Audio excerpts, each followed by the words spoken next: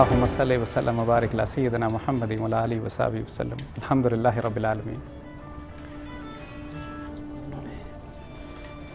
آپ تمام دوستوں کا، ہماری بہنیں بھی ہیں، بیٹیاں بھی ہیں، بزرگ، اور ماشاءاللہ آج ترکی سے ہمارے ایک خاص دوست بھی ہمارے اس محفل میں شریک ہوئے ہیں، ان کو بھی، اور آپ تمام کو اہلاً و سہلاً، خوش آمدید، السلام علیکم ورحمۃ اللہ وبرکاتہ۔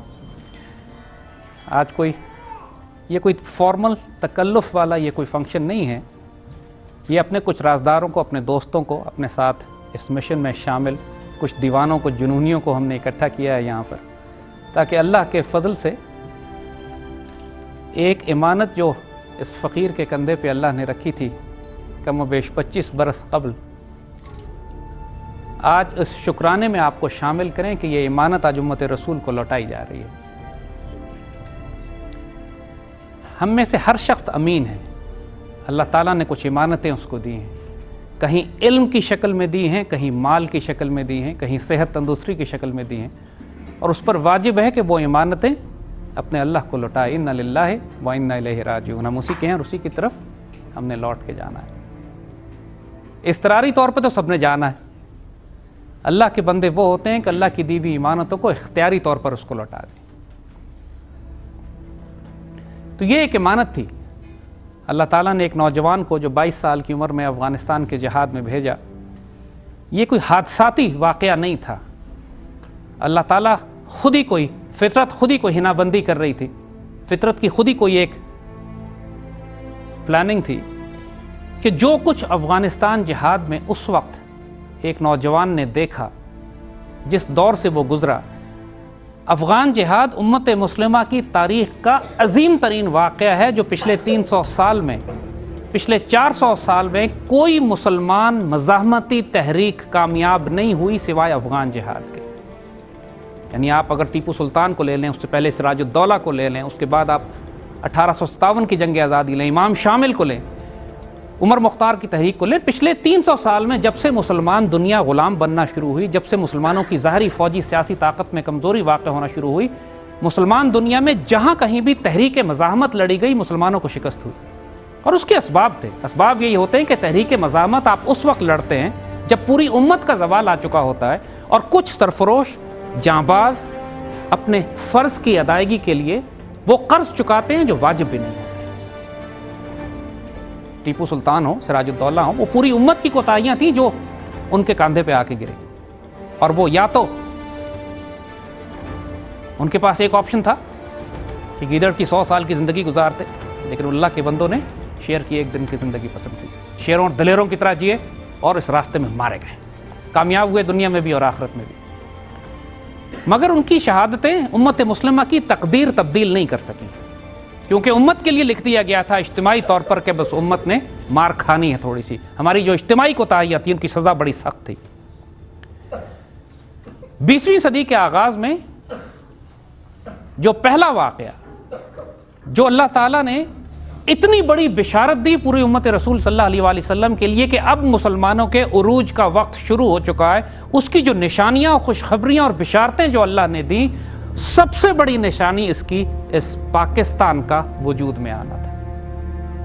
اور اس پاکستان کو وجود میں لانے کے لیے اللہ نے جو تحفے بھیجے تھے، علامہ اقبال اور قائد اعظم، اس پاکستان کا وجود میں آنا یہ نشانی تھی کہ اب امت کے عروج کا وقت شروع ہو چکا ہے۔ پوری عالم اسلام میں جس وقت یہ پاکستان بنا ہے، کوئی خواب میں نہیں سوچ سکتا تھا کہ کوئی اسلامی نظریاتی روحانی ریاست بنے گی جس کی براہ راست نگرانی حضور صلی اللہ علیہ وآلہ وسلم خود فرمائیں گے۔ یعنی یہ باتیں اب بار بار دہرانے کی، بار بار دل چاہتا ہے ان کو دہرایا جائے، کیونکہ یہ تو ایک اتنی بڑی روحانی تائید ہے ہمارے لیے کہ یہ پاکستان تو خود قائد اعظم، جن کو لوگ نعوذ باللہ کیا کیا کچھ نہیں کہتے تھے، اپنے انتقال کے وقت آخری الفاظ جو آپ نے فرمائے وہ یہ کہ میرا ایمان ہے یہ کہ یہ پاکستان نہ بنتا جب تک اس میں فیضان نبوی شامل نہ ہوتا، اس پر سایہ خدائے ذوالجلال کے ساتھ ساتھ فیضان نبوی بھی شامل ہے۔ اور پھر میرے آقا صلی اللہ علیہ وآلہ وسلم کا اس طرح نگرانی فرمانا پاکستان کی کہ خان آف قلات کا پوتا خود ٹی وی پر آ کے کہتا ہے کہ ہم تو بلوچستان تو پاکستان سے شامل ہی نہیں ہوتا، اگر خان آف قلات تو خود حضور تشریف لا کے نہ فرماتے کہ پاکستان بن رہا ہے، اس میں شامل ہو جاؤ، جا کے خیانت نہ کرنا اس کے ساتھ۔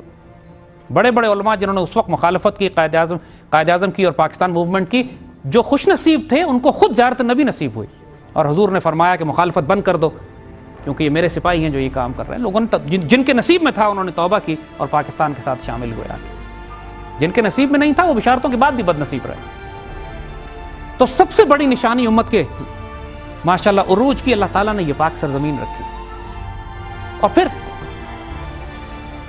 71 کی چوٹ ہمیں اس لیے لگی کہ ہم نے اللہ سے کیے ہوئے وعدے کو بھلا دیا، اور 71 کے فوراً بعد جب دنیا یہ سمجھ رہی تھی کہ پاکستان اب بچے گا نہیں، یعنی ایک حیرت انگیز بات ہے۔ اب یہ وقت سوچئے کہ یہ وقت ہے کہ جب پوری دنیا میں فیصلہ کر دیا گیا تھا کہ اب مغربی پاکستان نے بھی نہیں بچنا، چند سال کی بات ہے یہ ختم ہو جائے گا، اور 79 میں روس افغانستان میں داخل ہو جاتا ہے، اور اس وقت سوچئے کہ پاکستان میں لوگوں کی حالت کیا تھی۔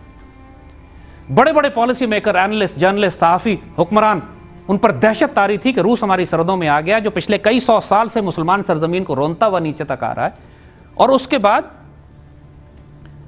یہ پاکستان کو رونتے ہوئے گوادر تک جائیں گے، اور لوگوں نے کہا ان سے مقابلہ ناممکن ہے۔ پچھلے 300 سال کی تاریخ اٹھا کے دیکھ لیجئے، چاہے تاتارستان کی ریاست ہو، سمرقند اور بخارا، تاجکستان، ازبکستان، خوارزم، جو مرضی تاریخ پچھلے 150 سال میں روس مسلمان سرزمین کو رونتا ہوا آیا، اور 79 میں وہ پاکستان جس کے پاس کچھ نہیں ہے، ابھی ابھی بازو ٹوٹا ہے اس کا، چند سال کیا ہوتے ہیں ملکوں کی تاریخ میں، اس وقت روس افغانستان میں داخل ہوتا ہے، اور اس وقت ایک تحریک مزاحمت افغانستان کے مسلمان شروع کرتے ہیں، جو اقبال نے کہی تھی نا بات کہ فطرت کے مقاصد کی کرتا ہے نگہبانی، یہ بندہ صحرائی ہے مرد کوہستانی۔ جو مرد کوہستانی تھے اس وقت انہوں نے فیصلہ کیا کہ ہم اپنی آبرو کے لیے چاہے ہمارے پاس کچھ بھی نہ ہو ہم قربانیاں دیں گے، اور پھر پاکستان میں، اور ہم صاف اس بات کو کہیں گے کہ اللہ تعالیٰ نے اس وقت احسان کیا پاکستان پہ کہ جنرل ضیاء جیسا حکمران ہمیں بھیج دیا، جس نے یہ فیصلہ کیا کہ ہم روس سے لڑیں گے۔ اس وقت تو ہم ایٹمی طاقت بھی نہیں تھے، کچھ بھی نہیں تھا ہمارے پاس، اور روس جیسی طاقت سے مقابلہ کیا تھا ہمارے پاس؟ انہوں نے کہا پوری دنیا کو ہم ڈپلومیسی سے سنبھالیں گے اور روس کو افغانستان میں دفن کریں گے، اور پھر ایک طویل جہاد شروع ہوتا ہے، اور 300 سال کے بعد پہلی مرتبہ امت مسلمہ میں ایک تحریک مزاحمت کامیاب ہوتی۔ یہ افغان جہاد کی خاص بات ہے، اور 1988 میں سوویت یونین افغانستان سے جب نکلتا ہے تو صرف سوویت یونین نہیں نکلتا، سوویت یونین ٹوٹ کر روس میں تبدیل ہو جاتا ہے، 20 کروڑ مسلمان ایشیا وسطی کے آزاد ہوتے ہیں، پوری دنیا کے اندر سوویت یونین کی عملداری ختم ہوتی ہے، مسلمان تحریکیں اب افغانستان سے نکل کر ایشیا وسطی میں داخل ہو جاتی ہیں، وہ ایشیا وسطی جہاں 70 سال سے اذان نہیں دی گئی تھی، آج وہاں پہ ہزاروں لاکھوں مساجد ماشاءاللہ قائم کر دی گئی، پورا ایشیا وسطی ماشاءاللہ، ہمارے ترک بھائی یہاں بیٹھے ہوئے ہیں، ترک مسلمانوں نے ماشاءاللہ اس موقع سے فائدہ اٹھایا، پورے ایشیا وسطی مسجدیں قائم کر دی ترکی نے۔ افغانستان کے مسلمان یہاں سے جو داخل ہونا شروع ہوئے، افغانستان جو ریورس انویژن شروع ہوئی، وہاں سے فوجیں آئی تھیں، یہاں سے نظریات گئے، اسلامی روحانی نظریات پھر اندر واپس داخل ہوئے۔ وہ تحریک، اس کے نتیجے میں 1988 میں افغان جہاد کا امپیکٹ دیکھیں مسلم ورلڈ پہ کیا تھا۔ 1988 میں کشمیر کا جہاد شروع ہوتا ہے، وہ سارے مجاہدین جو افغان جہاد میں تربیت یافتہ تھے واپس جاتے ہیں، کشمیر میں جہاد شروع کرتے ہیں۔ 1988 فلسطینی انتفاضہ شروع ہوتا ہے، فلسطین کے مجاہدین اسرائیل کے خلاف کھڑے ہوتے ہیں، وہ تمام مجاہدین جو افغانستان سے تربیت لے کے جاتے ہیں۔ 1988 چیچن مجاہدین کھڑے ہوتے ہیں روس کے خلاف، وہ جو ہمارے ساتھ روس شامل، اور یہ سارے مجاہدین وہ ہیں جو ہمارے ساتھ افغانستان میں شامل تھے۔ اب چیچنیا کا جہاد شروع ہوتا ہے، اور چیچنیا کا جہاد دنیا کا طویل ترین جہاد ہے، 1780 سے یہ جہاد کر رہے ہیں روس سے اپنے آپ کو آزاد کرانے کے لیے، اور روس کے پہلے امام منصور، پھر امام شامل، پھر اس سے پہلے شیخ عبداللہ داغستانی، وہ سلسلہ آج بھی تحریک مزاحمت چیچنیا میں جاری، 250 سال ہو گئے ان لوگوں نے ہتھیار نہیں ڈالے، اور افغان جہاد سے نیا خون ان کو ملا، دوبارہ تحریک آزادی شروع ہوتی۔ پوری دنیا کی تمام اسلامی تحریکیں، مورو مینڈناؤ انڈونیشیا سے لے کر فلپین سے لے کے تھائی لینڈ سے لے کر الجیریا، شمالی افریقہ تک، تمام دنیا کی مسلمان، خاص طور پہ وہ علاقے جہاں دشمنوں نے قبضہ کیا تھا، اسرائیل، انڈیا، چیچنیا، جو امپیکٹ افغان جہاد کا تھا، یہاں پہ صرف اس کو ڈسمس کر دیا جاتا ہے کہ جیسے کلاشنکوف آ گئی، کلچر آ گئی، ڈرگز آ گئی، ہمارے ملک میں فساد پھیل گیا۔ حقیقت کیا ہے؟ افغان جہاد کا کیا کردار تھا امت رسول کے احیاء میں؟ اس کے بعد کہاں وہ جہاد حکمرانوں کی نااہلی کی وجہ سے، منافقین اور خائن لوگوں کی وجہ سے کہاں یہ جہاد فساد میں تبدیل ہوا، پھر افغانستان جہاد میں، پھر افغانستان میں پاکستان نے کہاں غلطیاں کی، وہ سب کچھ اللہ تعالیٰ نے ایک نوجوان کو دکھایا جو اس وقت افغانستان جہاد میں ایک نوجوان سپاہی کی حیثیت سے داخل ہوا تھا، اور اللہ تعالیٰ نے 7 سال کے عرصے میں اس کو اس مقام تک پہنچا دیا کہ افغان مجاہدین اور حکومت پاکستان کے درمیان وہ مذاکرات کروانے کے لیے ثالث کا کردار ادا کر رہا تھا۔ سو جو کچھ ہوا افغانستان میں اس کا چشمدید گواہ اللہ تعالیٰ نے وہ سب کیوں دکھایا؟ اس لیے کہ 10 سال کے بعد 2001 میں ایک مرتبہ پھر افغانستان جہاد شروع ہوتا، لیکن اب کی دفعہ امریکن فوجیں داخل ہوتی۔ ہمارے حکمران اس دفعہ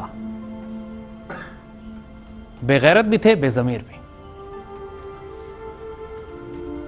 1979 میں فیصلہ کیا گیا تھا کہ ان کو افغانستان میں روک دیا جائے گا۔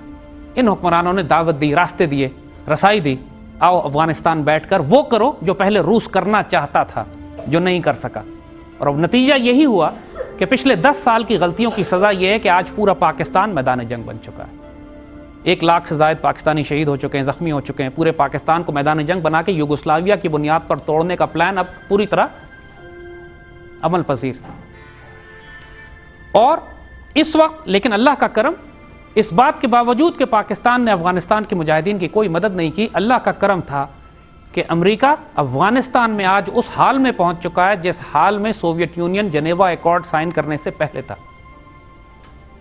اسی لیے وہ بون کانفرنس ہو رہی ہے جو آج کل کا جنیوا ایکارڈ ہے، کہ جس کے اندر امریکہ کو راستہ دینے کی بات کی جا رہی ہے کہ کس طرح یہاں سے نکالا جائے۔ اور پاکستان نے جو تاریخی غلطیاں 90s میں کی تھیں، کیونکہ جنرل ضیاء کی شہادت ہوتی ہے، ان کو شہید اس لیے کر دیا جاتا ہے تاکہ افغان جہاد کو ٹرمینیٹ نہ کیا جا سکے، افغان جہاد کو اس کی آخری منزل تک نہ پہنچایا جا سکے۔ جو عرب مجاہدین کے سربراہ تھے ڈاکٹر عبداللہ اعظم، ان کو شہید کر دیا جاتا ہے، پاکستان میں حکومت ہی تبدیل ہو جاتی ہے، اور ساری ضمیر فروش، وطن فروش، مہن فروختن و چیرزا فروختن، ملک بیچا اور کیا سستا بیچا، وہ تمام لوگ حکمران ہوتے ہیں۔ اور پھر 90s میں وہ ہمارا لاسٹ ایرا تھا، 20 حکومتیں بدلی گئیں، کبھی ان کی حکومت کبھی ان کی حکومت، کرپشن کے اوپر کس کے اوپر، ملک میں نہ گورننس تھی نہ مینجمنٹ تھی، افغان پالیسی تو کسی نے دیکھنی ہی نہیں تھی۔ نتیجہ یہ ہوا کہ 10 سال کے بعد افغانستان پر پھر غیر ملکی فوجیں مسلط ہوئی۔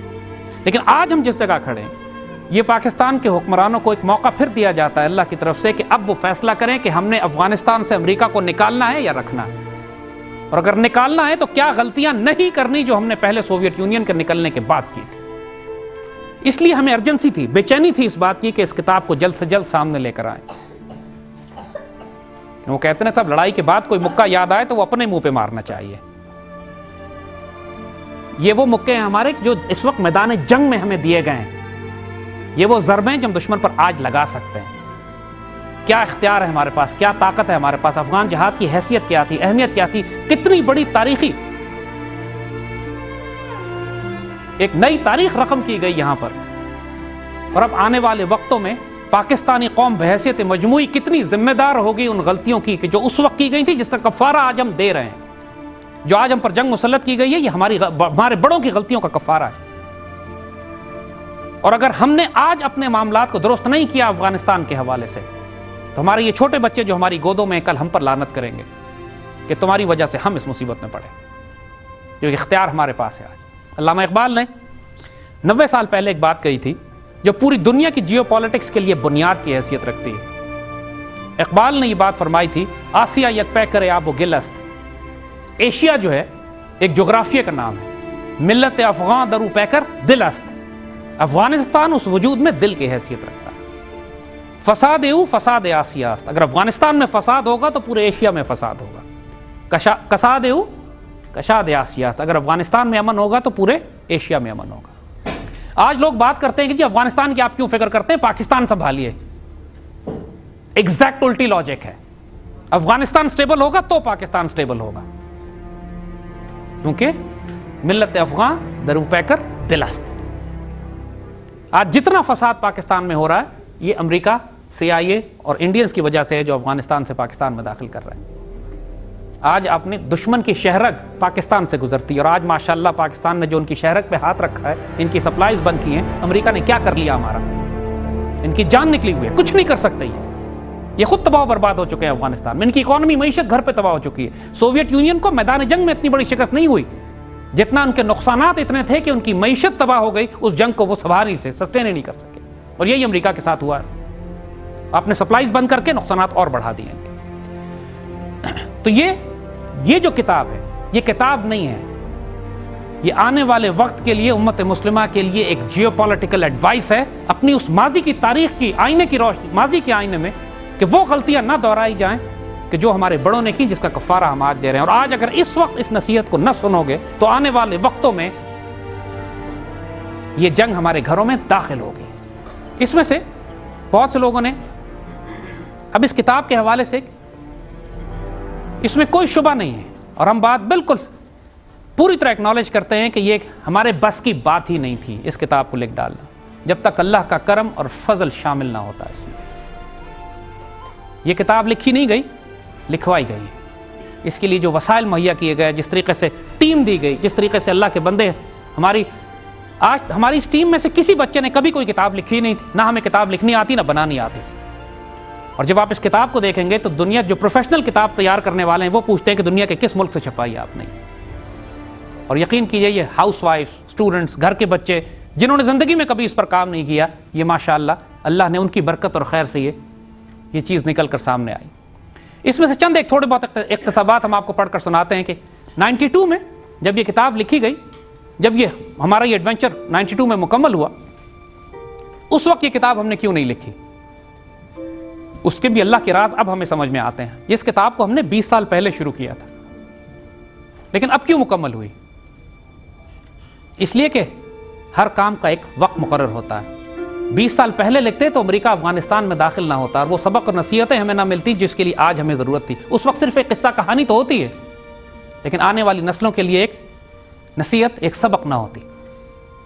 اللہ کا اپنا وقت متعین تھا. 20 سال بیچ میں جو ہمیں تجربات کرا کے دکھائے گئے، پھر وہ آج اس کتاب کے اندر اس شکل میں وہ ماشاءاللہ ہیں. امت مسلمہ میں بلکہ پوری دنیا میں افغانستان جہاد پر ایسی کوئی کتاب اللہ کے فضل سے موجود نہیں ہے.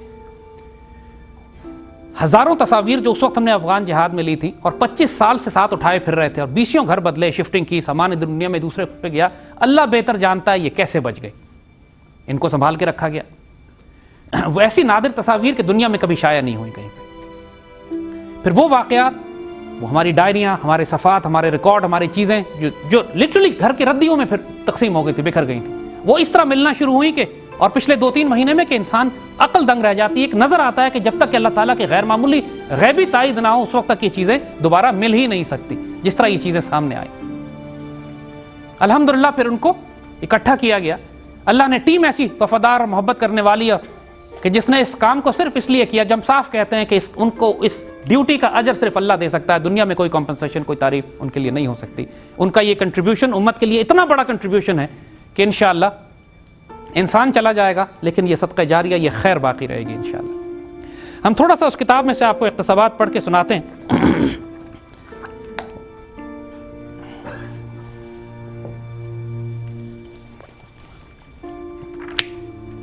وہ خط جو ہم نے اپنے والد کو لکھا، جو اجازت لی ہم نے ان سے افغانستان جانے کے لیے.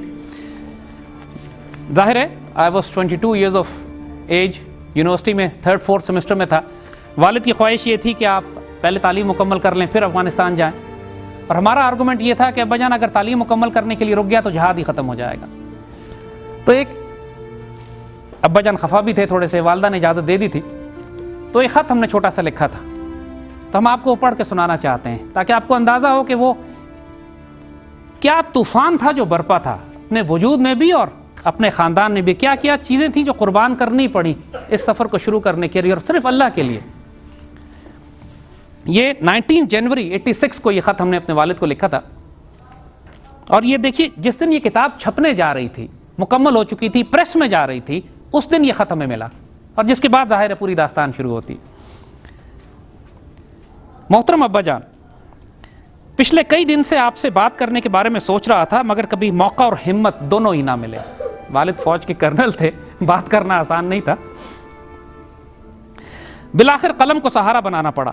پچھلے کئی دن سے آپ کی خفگی کی وجہ سے سخت دکھ کا شکار ہوں کہ ایک بیٹے کے لیے اس سے بڑی بدقسمتی اور کوئی نہیں ہو سکتی. ماں باپ کی اولاد پر بے انتہا احسانات ہیں. آپ ہی لوگوں نے اعلیٰ تربیت کی، دینی تربیت دی اور اچھے برے کا فرق سمجھایا. اور پھر آپ کی اسی تربیت کے نتیجے میں مجھ پر یہ چیز واضح ہوئی کہ اصل چیز اللہ اس کے رسول صلی اللہ علیہ وسلم کی محبت ہے۔ نیز یہ کہ دنیا میں اللہ کے کلمے کو بلند کرنا، اس کو کفر اور شرک اور طاغوت سے پاک کر کے خالص اللہ کی اطاعت میں دینا بھی ہر مسلمان پر اسی طرح فرض ہے جس طرح نماز۔ ہمارے اطراف کا نظام ظلم، کفر اور شرک کا نظام ہے۔ اگر میں اس نظام کو اکھاڑنا چاہتا ہوں تو مجھے بہرحال اپنی زندگی کی بہترین صلاحیتیں اس راہ میں لگانی پڑیں گی، کچھ قربانیاں دینی ہوں گی۔ اگر ایک مسلمان کے لیے اس کی زندگی کا مقصد اللہ کے دین کے غلبے کے لیے جدوجہد کرنا نہیں تو پھر اور کیا ہے؟ پھر یہی تو آپ نے اپنی تربیت سے مجھے سکھایا ہے۔ والدین کا حکم ماننا ضروری، ان کی اطاعت فرض، لیکن کہاں تک؟ جب تک اللہ اس کے رسول صلی اللہ علیہ وسلم کے حکم کے خلاف نہ ہو۔ اگر اللہ کا دین خطرے میں ہو، شیطان اپنی پوری قوت کے ساتھ باطل نظام کی مدد کر رہا ہو، تو کیا اللہ کے دین کا دفاع گھر بیٹھے آرام سے بغیر کسی محنت کے ہو سکتا ہے؟ اور اس کے بعد آف کورس وہ خط ہے جو اس کا اختتام اسی بات پر ہوتا ہے کہ اب آپ ہی فیصلہ کریں کہ اس صورت میں کیا کروں، میرا کیا فرض ہے۔ میں نے کبھی آپ لوگوں کی نافرمانی نہیں کرنی چاہی، مگر پھر بھی اپنی کوتاہیوں کی معافی چاہتا ہوں۔ آپ کا بیٹا، آپ کی دعاؤں کا طالب۔ اس خط کے بعد والد نے اجازت دی، اینڈ دین الحمدللہ جرنی بگین۔ صرف ایک چھوٹا سا پیراگراف کہ اس میں اتنی دیر کیوں لگی۔ There are reasons why I could not get myself to recollect my thoughts earlier. From 1992 onwards, I was involved in a more private struggle to rebuild my life from scratch. After years of nomadic wanderings and romanticism with travels, adventures and wars, I migrated from Karachi to Rawalpindi. During this time, and having been blessed with 3 loving children, it was time that I give them back their lost dad for a change. For years, my immediate family had been living on a knife's edge due to my somewhat reckless passions and had borne the brunt with steadfast silence. Though I did not return to Afghanistan after 1992, but to project the Afghan cause, I began to write on Afghanistan, and many important articles did get published in the national papers. It also gave me a confidence boost that my travels are publishable and readable material. The thought of writing a proper compilation had been in my mind ever since. But in the last couple of years, the threats to Pakistan have magnified dramatically, igniting the urgency to write and bring one facet of the mission full circle. These are the experiences, observations and travels of a young man who was carried on the wings of fate to be lodged right in the eye of the storm in order to witness and to some extent influence the events of that incredible era. Thus had the unseen hand woven a tapestry of some painful, heroic, thrilling, heartbreaking incidents that constitute a part of me and of an untold history. This is the reason why this book was written. ایک ایسی تاریخ ہے کہ جو آج سے پہلے کبھی بیان نہیں کی گئی، اور مقصد یہی ہے کہ بزرگ کہتے ہیں کہ جو قومیں اپنی تاریخ سے نہیں سیکھتی ان کے جغرافیے تبدیل ہو جاتے ہیں۔ آج پاکستان، اس کی نظریاتی روحانی اساس اور جغرافیہ خطرے میں ہے۔ ہمارے حکمرانوں پر واجب ہے کہ اپنی ماضی سے غلطیوں سے سبق سیکھیں تاکہ آنے والی نسلیں ان کے لیے دعائیں خیر کریں، اس طرح بد دعائیں نہ کریں جیسے ہم اپنے گزرے ہوئے یا اپنے آج کے حکمرانوں پر کرتے ہیں۔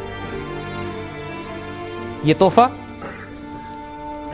انشاءاللہ اللہ کے نزدیک انشاءاللہ ہمیں اللہ سے اچھی خیر کی امید ہے کہ اللہ اس کو قبول کرے گا، اس میں خیر عطا فرمائے گا، اس کا شر نکال دے گا، ہماری غلطی اور کوتاہیوں پر پردے رکھے گا اور درگزر فرمائے گا۔ اس چھوٹی سی محفل کے لیے آپ کو آج یہاں تکلیف دی تھی، اللہ آپ لوگوں کا حامی و ناصر ہو، جزاک اللہ خیر۔ ایک دعائے خیر کے ساتھ انشاءاللہ اس کو اختتام کرتے ہیں۔ بسم اللہ، پھر جو سوال ہو مل بیٹھ، پھر ماشاءاللہ انفارمل گیدرنگ ہے، کوئی تکلف نہیں پھر انشاءاللہ۔ اللہم صلی وسلم وبارک علی سیدنا محمد وعلی آلہ وصحبہ وسلم۔ اللہم لا تؤاخذنا ان نسینا واخطانا ولا تحمل علینا اسرا کما حملتہ علی الذین من قبلنا ربنا ولا تحملنا ما لا طاقۃ لنا به واعف عنا واغفر لنا وارحمنا انت مولانا فانصرنا علی القوم الکافرین۔ یا اللہ اس چھوٹے سے تحفے کو جو اپنے آقا صلی اللہ علیہ وآلہ وسلم کی خدمت میں پیش کرتے ہیں، اپنے دربار سے خاص قبولیت عطا فرما، اس کو قبول فرما مالک۔ امت رسول صلی اللہ علیہ وآلہ وسلم کے لیے خیر کا باعث فرما، اس میں سے شر کو نکال دے، اور قبولیت عطا فرمائیے کہ آنے والی نسلیں وہ عروج حاصل کر سکیں کہ جس کا آپ نے ہم سے وعدہ کیا ہے۔ اللہ پاکستان کا حامی و ناصر ہو، اللہ امت رسول کا حامی و ناصر ہو، اللہ آپ لوگوں کو جزائے خیر دے، اور ہمیں اس جماعت میں شامل فرمائے کہ جو اللہ کے دین کے مددگار اور ناصر ہے. جزاک اللہ خیر. اللہم صلی وسلم وبارک علی سیدنا محمد. جزاک اللہ خیر for coming. Thank you very much. ماشاء اللہ.